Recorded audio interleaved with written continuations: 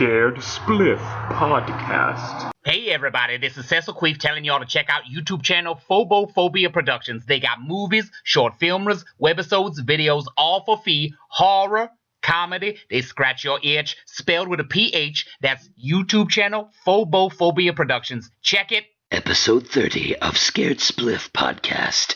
This episode's special guests are none other than acclaimed award-winning members of the epic goth metal band Blakenstein. Welcome, friends and foes, lovers and haters.